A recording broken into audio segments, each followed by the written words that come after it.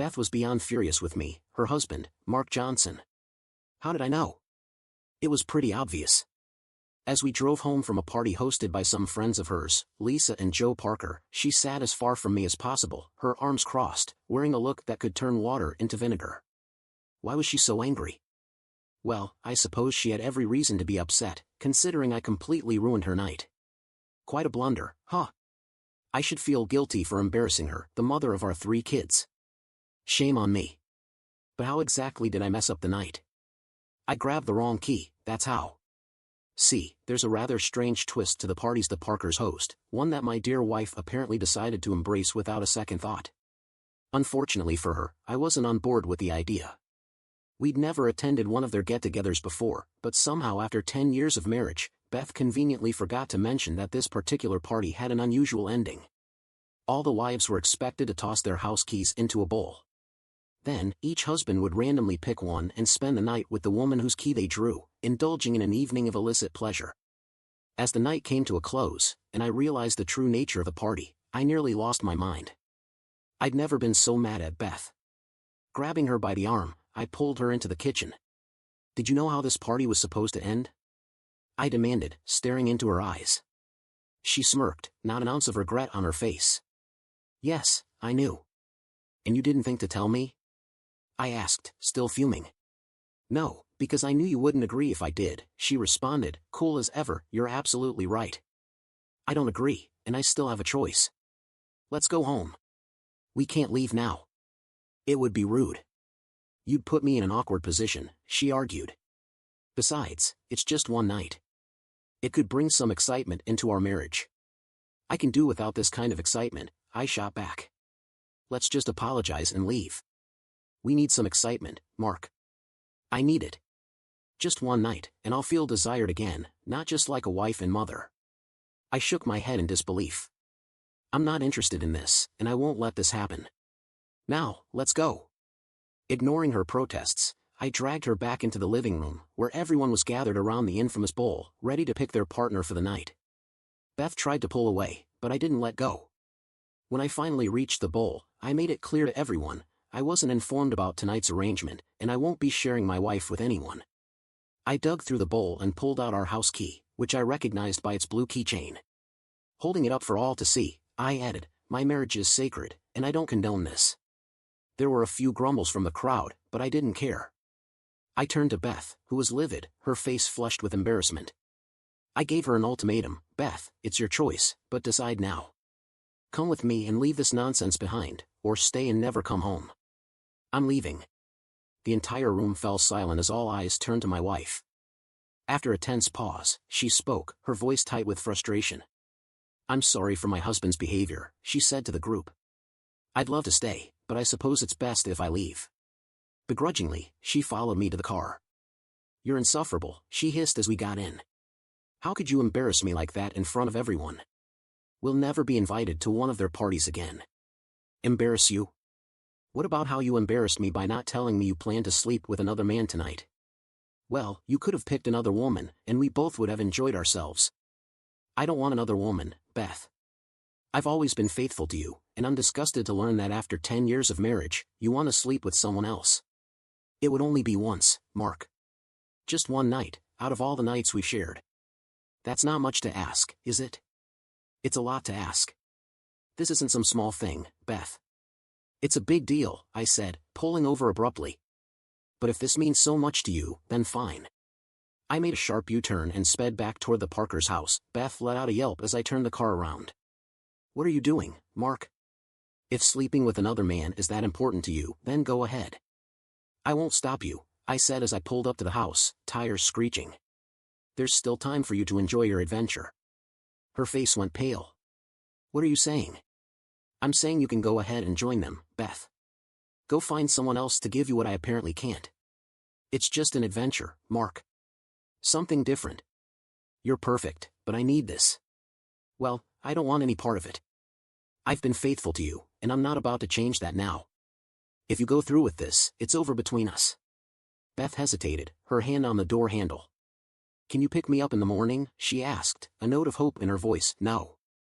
I'm sure whoever you end up with will be happy to take you wherever you need to go. Her expression soured.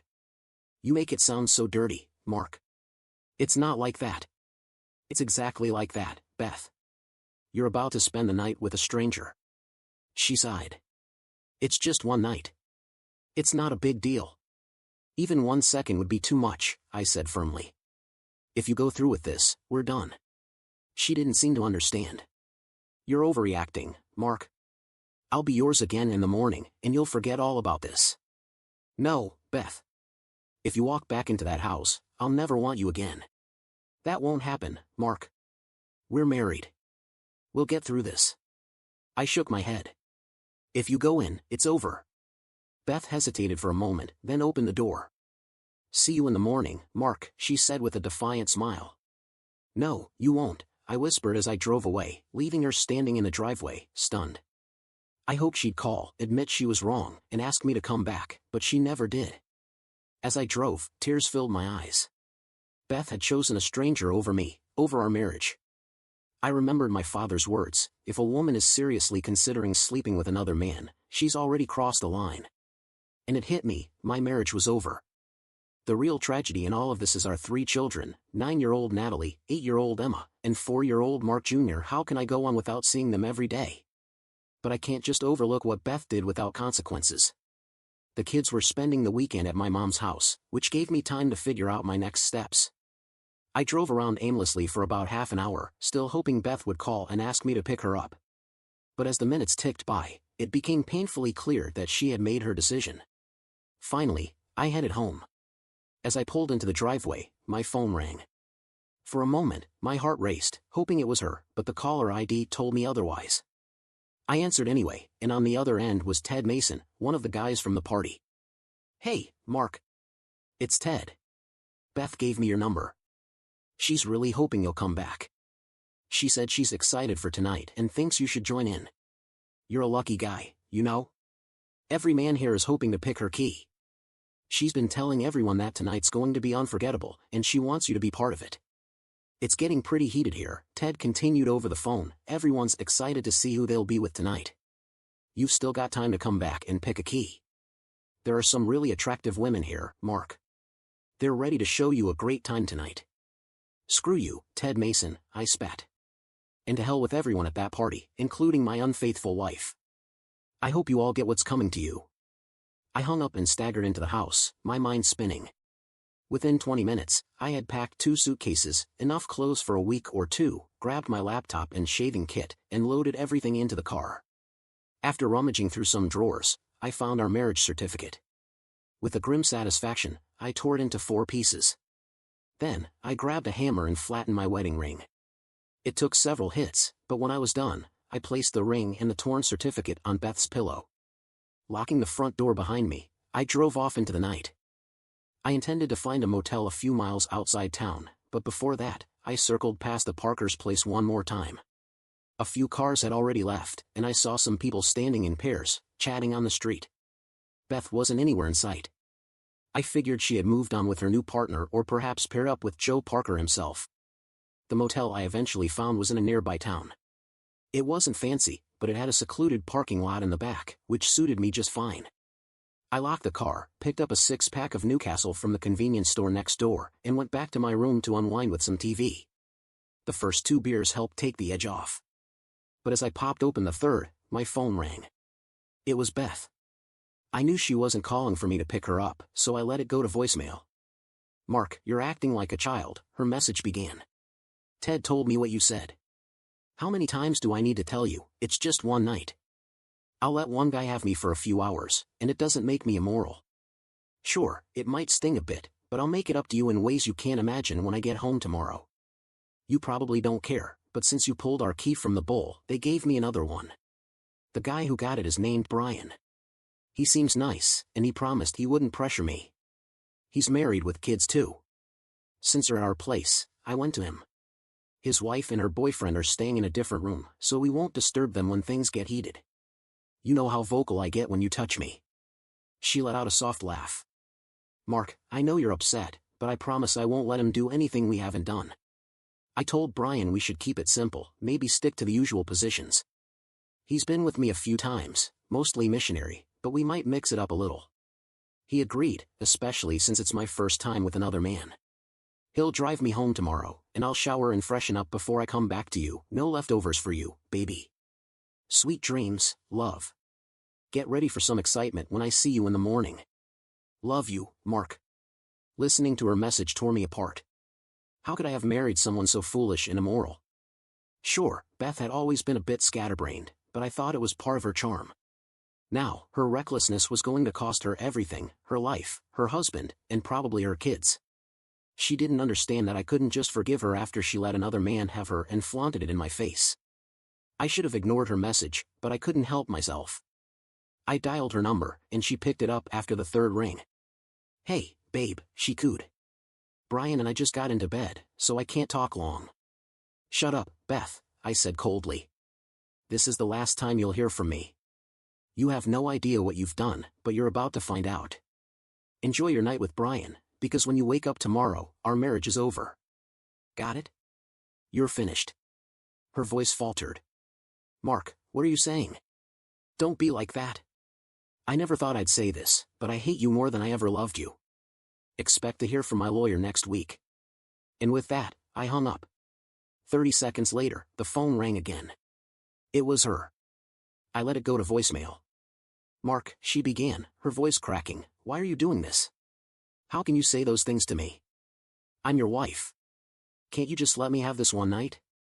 Brian and I are just getting started, and now you're ruining everything. I don't even know if I can enjoy being with him now. We're not getting divorced. I'll be home tomorrow, and we can talk this out. I'd come home now, but I promised Brian I'd be with him tonight. Please, try to understand. He got my key, and I told him he could have me. I can't go back on that now. She paused, and I heard her speaking softly, presumably to him. Oh God, yes, Brian's ready. I have to go. I love you, Mark. I'll always love you. See you in the morning. I felt sick to my stomach. I couldn't resist. I called her back, but this time, the phone rang several times before going to voicemail. Clearly, Brian had already claimed her. I left her a final message, Beth, it's clear you're with him now. You're enjoying everything he's giving you, all the new sensations.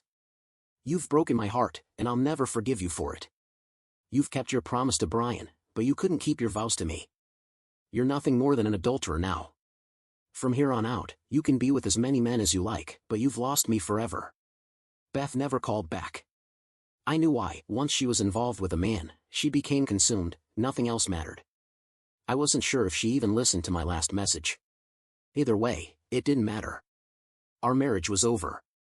I downed the rest of the six-pack, trying not to think about Beth lying in bed with Brian. I didn't want to imagine her doing all the things she used to do with me. But I knew she would. She was always vocal during sex, and tonight would be no different. The beer finally took its toll, and I passed out, tears still rolling down my face. I woke up a few hours later, the harsh reality hitting me again. My wife had betrayed me, and I had to figure out a way to protect my kids, get rid of her, and make everyone at that party pay. We lived in Norwood, Mississippi, a picturesque little town along the Gulf Coast. Luckily, Mississippi recognized adultery as grounds for divorce. That might help me avoid paying child support and maybe even help me gain custody of the kids. I needed a good lawyer, a really good one. I showered, got dressed, and called my mom around 7:30 to let her know what was happening. She was just as shocked as I was about Beth's actions. She promised not to say anything to the kids for now. I told her I'd pick them up once I had everything sorted out. Even though it hurt to admit it, I knew Beth would probably get custody of them, at least temporarily. She'd always been a good mother, but after last night, I couldn't think of her the same way. After hanging up with my mom, I headed to a nearby diner for breakfast. Just as I was about to park, my phone rang again. It was Beth. I ignored it, but she called again. When I didn't answer, she left a voicemail. Through sobs, she said, Mark, please answer the phone. What do you mean you might never see me again? What's this about divorce papers? You can't leave me, Mark. I won't let you. Our kids need both of us. How could you tear up our marriage certificate and throw away your wedding ring? You vowed to wear it forever. I didn't think you'd take it this far. I love you so much, Mark. I just needed that special night with Brian, and it was amazing. He made me feel alive again. I'd forgotten what it was like to laugh and scream at the same time. But as incredible as it was, you're my man. You're the only one I want. I can fix this. Please come home and let me show you how much I love you. Her voice cracked again, and she broke into more sobs. Why can't you understand, Mark? I just needed one night with someone new, someone who desired me, who wanted me. It felt so good to know another man found me irresistible. You don't know how much that means to a woman my age. But it was just sex, Mark. That's all it was, just a few times. I'll never do it again. Please, let's talk. You and the kids mean everything to me. I stood outside the diner, stunned. Had she harbored these thoughts throughout our entire marriage, only to suddenly act on them after a decade together? Beth was still a beautiful woman, shoulder-length dark brown hair, piercing blue eyes, and a figure that turned heads. Her hips had widened a bit after 3 kids, but she still attracted attention wherever we went. What was all this talk about needing to feel desired by another man? I had always shown her how much I loved and desired her. I often surprised her with flowers and took her out on weekly date nights. But apparently, none of that mattered. She had wanted something new, something thrilling, and in doing so, she had destroyed everything we had built together. I couldn't forgive her for that. I went inside the diner, ordered some coffee, and sat there, staring out the window as the reality of the situation continued to sink in. Beth's betrayal wasn't just physical, it was emotional. She had torn apart our family, our trust, and the life we had built together. And for what? A night of feeling desired by a man she barely knew? It was incomprehensible to me. I knew what I had to do next. I would hire the best divorce attorney I could find, one who would fight for me to get custody of the kids and ensure that Beth's actions had consequences. Mississippi law was on my side when it came to infidelity, and I would use every tool available to make sure she didn't walk away from this unscathed. After finishing my coffee, I stepped outside, took a deep breath, and dialed the number of a lawyer I had heard about, a tough, no-nonsense attorney who specialized in divorce cases. It was time to take the next step. Beth was still a striking woman, with shoulder-length dark brown hair, light blue eyes, and a stunning figure. Her chest wasn't overly large, but not small either. Yes, her hips had widened a bit after having 3 kids, but she still managed to attract attention from men wherever she went. So, what was this sudden talk about needing to feel desired by another man? I'd consistently shown her how much I loved and desired her. I regularly surprised her with flowers, and we went out on weekly date nights. We weren't a couple that had drifted apart, at least not from where I stood. I always thought we had a good marriage, a strong connection. I even bought her alluring lingerie and affirmed her beauty and my love for her daily. Until last night, I believed our sex life was fulfilling. We made love at least 3 times a week, and she always reached multiple climaxes. What could I have possibly overlooked? Despite losing my appetite, I entered the diner, found an empty table, and ordered scrambled eggs, toast, and black coffee. I barely touched my meal but went through at least 6 cups of coffee. I had never felt so adrift, so hollow, so utterly defeated. I'd heard people talk about wishing for death, and now I understood why. The only thing keeping me from sinking into total despair was the thought of my children. I had to keep going for them, to navigate the mess Beth had created and carve out a future for us. That realization gave me strength. I had to persevere. I just needed a plan. Beth called me nonstop that day, but I sent every call to voicemail. She pleaded for understanding, but not once did she apologize. There was no admission of guilt, just an insistence that she needed that one night, and my job was to support her. According to her, they'd only had sex 3 times that night, and once in the morning. That's it, she said, as if that somehow made it easier to forgive. She also mentioned she might not have turned off her phone in time and was worried I'd overheard her with Brian. She hoped I hadn't heard too much. I had to give her credit, she knew exactly how to twist the knife. I couldn't comprehend how someone could be so foolish.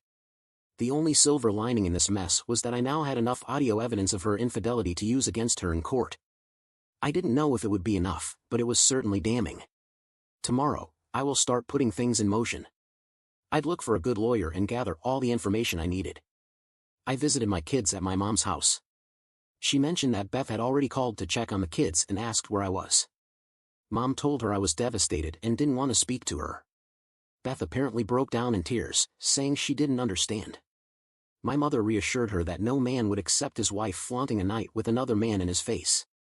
Beth then asked if she should pick up the children, but Mom advised her to let them stay a few more days until things settled. The kids were thrilled to see me and asked where their mom was. I told them she was busy with a special project and that they'd be staying with Grandma a bit longer. We played games, had dinner together, and I kissed them goodnight before heading back to the motel. Tomorrow was going to be a long day. Before calling it a night, I drove past my house one last time. Tears welled up in my eyes as I realized what I had lost, something I could never get back. It struck me as odd that I didn't see any unfamiliar cars in the driveway. Maybe the car was in the garage. Only a single light glowed from the kitchen window, suggesting Beth was alone tonight. I found myself caring despite everything. The betrayal stung, but a part of me still worried. Against my better judgment, I parked a block away and approached the house from the side, where I could peek through the kitchen window. There she was, sitting at the table with a nearly empty bottle of Grey Goose by her side. Her hair was a mess, mascara streaked down her cheeks, and she was wrapped in a robe, her head resting on the table, eyes closed.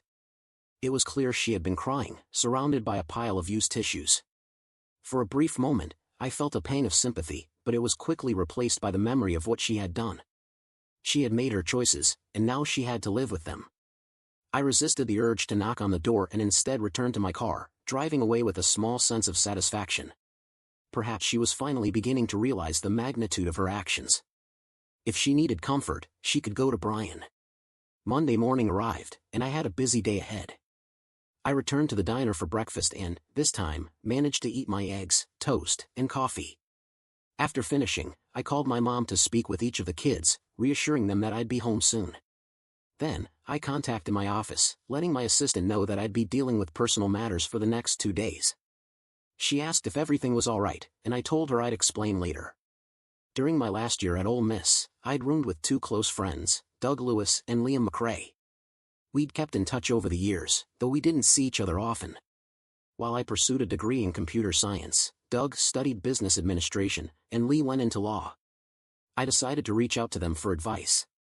I called Doug first, asking if he and Lee could meet me for drinks later that evening. I explained that I needed their counsel on something important, and Doug agreed to set it up at a beachside bar around 5. I arrived early and waited. Lee showed up first, followed by Doug 10 minutes later. After greeting each other, we settled at a table on the patio, ordered beers, and raised our glasses for a toast. "So, what's on your mind, Mark?" Doug asked. "Your call sounded serious." I took a deep breath. "Beth cheated on me and didn't even try to hide it," I confessed, laying out the entire story. "That's rough," Doug sympathized, shaking his head. "I can't believe she'd do that." Lee chimed in, "And without remorse, you said? She's acting like you're overreacting." "Exactly," I replied. "She thinks it's no big deal. So, I'm thinking about divorce, getting back at Brian, and most importantly, getting custody of my kids." Lee leaned back in his chair, rubbing his chin. "Divorce is certainly on the table, but it won't be easy to get custody unless you can prove she's unfit as a mother. If she's bringing men around the kids, then you've got something to work with. Otherwise, if she's a good mom, the courts will lean in her favor, and you'll likely end up paying child support." "I'm okay with that, as long as I can see my kids often," I said. Lee nodded. "The courts generally prefer both parents to stay involved, as long as neither of you is a danger to the kids." "What about the finances?" Doug interjected. "Beth's a stay-at-home mom, and I'm guessing you make a solid income. How are your savings and investments looking?" "I've got checking, savings, a 401k, an IRA, and a few other investments. Probably around $700,000 to $800,000 total," I answered. "Well, the court will likely split that evenly. Beth will probably get the house and custody of the kids. But if you can prove her infidelity, you might avoid paying alimony.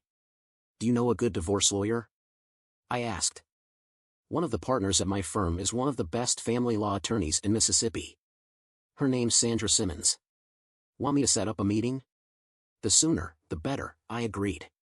"I'll also look into ways to protect some of your assets," Doug added. "Send me all your financial details, and I'll get on it." We toasted once more, had a few more drinks, and then called it a night. For the first time in days, I felt a glimmer of relief. There was still a long road ahead, but at least I had a plan now. On the way back to the motel, my phone rang again. It was Beth. After a moment of hesitation, I realized I'd have to face her sooner or later, so I pulled over and answered. "What do you want, Beth?" I asked, cutting straight to the point. "What do you think I want, Mark?"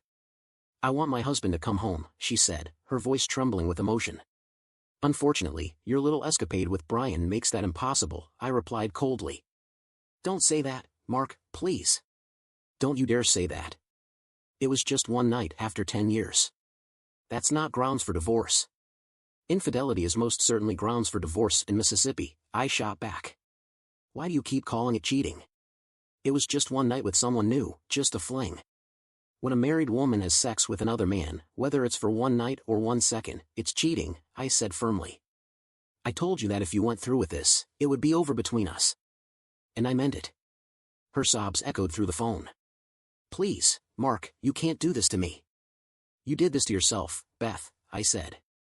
"What the hell happened to you? Are you on some kind of drugs, or did you just have a complete mental breakdown?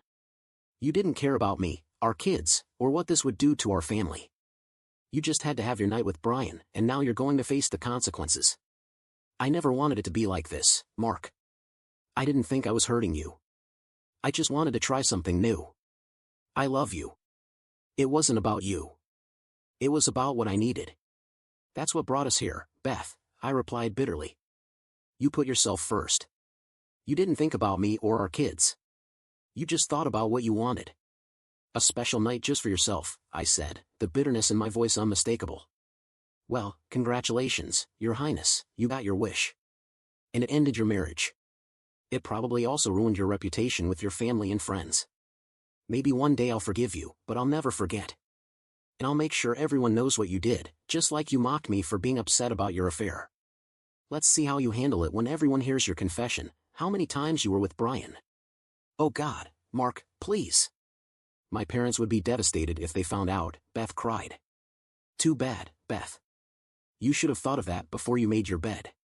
Now you've got to lie in it. You act like this was no bigger deal than getting a parking ticket or forgetting to return a library book. You threw away a solid 10-year marriage with a man who adored you for a night of cheap thrills with a stranger who only cared about his own pleasure. Does it feel good, Beth? That Brian slept with you 4 times and it cost you your family?" I asked sharply. "I didn't have to lose anything, Mark," she shot back. "You should have loved me enough to support me and let me do it. Are you out of your mind? There isn't a single sane man on this planet who would support his wife having an affair just because she wanted to try something new. It doesn't work that way, Beth, and you should have known that. What were you thinking when you did this?" I demanded. "I didn't expect you to be this upset," she admitted. "I mean, seriously, Mark, what's the big deal about letting another man have me for a night? It doesn't mean I love you any less. I've heard about couples hooking up at the Parkers' parties, and it intrigued me. Why can't a husband or a wife have a fling with someone nice and safe, enjoy the experience, and explore new sensations?"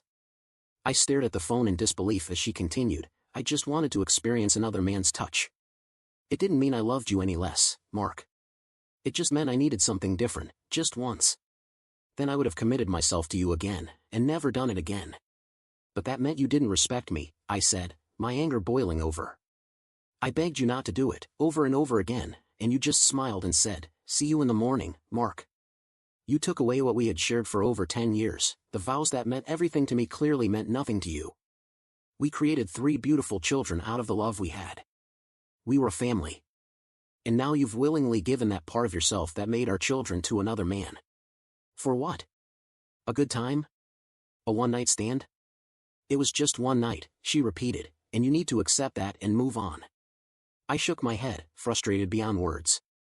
"I say it was nothing less than a complete betrayal of me, our family, our sacred vows, and any respect you ever had for me. You wanted to be with another man, and you did it. Congratulations, Beth. But in doing so, you threw away everything you supposedly valued." She was silent for a moment before blurting out, "Damn it, Mark. Why are you being so stubborn? Why can't you understand that it was just something I needed? I'm yours forever, nothing has changed." "Everything's changed," I said bitterly. "You're not just mine anymore. I don't understand why you can't see that. I pleaded with you not to do this, and now you expect me to forgive and forget. You betrayed me willingly, and this pain will last a lifetime." I took a deep breath and continued, "I found a lawyer. Tomorrow, I'm filing for divorce, citing infidelity.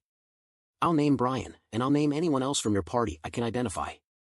Imagine their reactions when they find out you're responsible for breaking up their little circle and ruining their reputations. Go to hell, Beth, and take your cheating friends with you. The moment I met with Sandra Simmons, ESQ, I knew I had the right attorney. She didn't waste time with small talk and got straight to business. She asked me why I wanted a divorce and what I hoped to achieve. I told her I wanted to split our assets, offering Beth the house in exchange for less cash. I knew I likely wouldn't get full custody of the kids, but I wanted unrestricted visitation rights, without having to pay child support. I also gave her all the audio evidence I had of Beth confessing to sleeping with Brian. Sandra shook her head in disbelief. Your wife was careless, admitting to her affair in a way that could be used against her in court. We may need a voice recognition expert to confirm it's her voice, but unless we end up with an extremely biased judge, this recording should hold up in court, she said. We spent the next hour discussing my plans regarding Brian and the other participants from the wife-swapping event. Sandra doubted we could get any monetary compensation from them, but she suggested we could expose their activities and shame them enough to cause serious damage to their reputations. I agreed that would be enough for me. After giving her a deposit, I asked that Beth be served as soon as possible. Sandra assured me it wouldn't take long and promised to let me know before it happened. On Tuesday afternoon, I picked up the kids from my mom and took them to Beth's house. When she greeted us at the door, she hugged and kissed the kids warmly, but when she reached out to me, I stepped back. Tears welled up in her eyes as she pleaded with me to stay, but I told her I couldn't. I thought it was best for the kids to return home to her. I arranged to pick them up on Friday for the weekend. Beth looked like she was struggling, and part of me sympathized with her. But she had made her choice. Her distress was no worse than what I was going through because of her actions. On Wednesday, I went back to work, realizing I couldn't afford to neglect my job. I needed the income, but even more so, I needed the distraction. If I allowed myself to drown in the pain of Beth's betrayal, I'd lose my mind, and I couldn't do that. Not with my kids depending on me. That Thursday, I met Doug and Lee for dinner at the Oyster House. We talked over shucked oysters and dirty martinis, and I updated them on the kids and the divorce. Doug was still looking for ways to protect some of my assets, and I gave him the green light to proceed. It wouldn't be much, but it would help in the long run. We came up with a simple plan to disrupt the wife-swapping club without risking any slander lawsuits. Lee had a friend who worked as a reporter for the Biloxi Sun-Herald. He was confident that if I provided him with the address of the Parker house and the approximate time the group met, he could expose them. He planned to write an editorial about the wife-swapping scene, hinting at the involvement of local businesses without naming names. This would stir up enough trouble among the city's religious crowd to cause real problems for the group. I gave Lee what little information I had, and he said he'd take it from there. We shook hands and parted ways, and for the first time in a long while, I felt a sense of relief. The weekend with my kids was wonderful. We went shopping, caught a movie at the Grand 18, and spent a day at the beach, swimming and playing frisbee. My children were my number one priority now, and I swore I would never abandon them. On Monday, Lee called with good news. His reporter friend was already working on the story and had taken photos of couples entering the Parkers' house. Though the faces would be blurred, people in a town like ours wouldn't take long to figure out who they were. Lee said it could hit the front page by the end of the week. Beth continued to call me, pleading for me to come home and promising she'd do anything to make me forget her actions. But she never apologized. Not once did she admit she was wrong. By Wednesday, my lawyer informed me that Beth would be served with divorce papers on Friday. Doug also called with more good news. He'd managed to move about a third of my money into accounts under my children's names, protecting it from any future claims. That same day, Lee told me that his friend had staked out the Parker house and was ready to get more photos at the next wife-swapping event, scheduled for Friday night. He also wanted to interview me for the article. I agreed, feeling a sense of closure starting to take shape. On Friday, my lawyer called around 2:30 to confirm that Beth had been served. I knew what was coming next, and sure enough, my phone rang within minutes. "Hi Beth," I said calmly, knowing exactly what she wanted to talk about. "What did you do, Mark?" she demanded angrily. "I filed for divorce, as I said I would," I replied, keeping my voice level. "And I told you, there will be no divorce. Spending one night with another man isn't cheating, Mark," she cried, her voice cracking. "I have to disagree," I said firmly. "Having sex with someone other than your spouse is infidelity, Beth. That's how the law sees it, and that's how I see it. Her tears were almost palpable through the phone. "Why are you so angry with me, Mark? I love you. Brian and I had an affair, that's all." "An affair isn't all, Beth. You had sex with another man. You betrayed me, and now you'll face the consequences. Goodbye, Beth. I hope you have a nice life." With that, I ended the call. The hardest part of all of this was that, despite everything, part of me still loved her. I knew that feeling might never go away. But the trust was shattered beyond repair, and that meant our marriage was over. Even though I knew I should stay away from the Parkers' house that Friday night, I couldn't resist the temptation. I wanted to see if Beth's car would be there. To my relief, it wasn't, but she would have arrived with someone else. While couples were usually required to attend together, I knew they had made an exception for her before, and who's to say they wouldn't again? I parked a block away, noticing a van that was likely housing the reporter. I silently wished him luck as I drove off into the night. Later, Lee's journalist friend called for more details, which I was happy to provide. He mentioned he had captured over 100 photographs and had already recognized several prominent couples in the city. He said that some people didn't even bother hiding their identities. After confirming that Beth wasn't among the attendees, he asked me to describe the key swapping process.